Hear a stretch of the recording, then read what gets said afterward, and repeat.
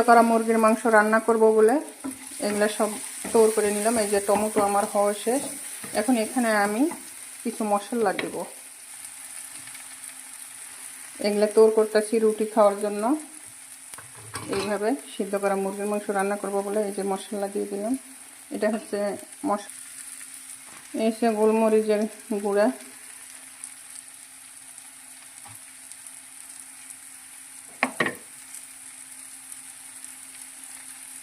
এই হচ্ছে ধনিয়ার গুঁড়া, স্বাদ মতো একটু লবণ,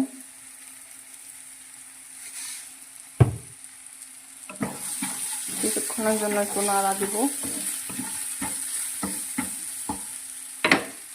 এই আমার সিদ্ধ করা মুরগির মাংস এখন ওখানে দিব।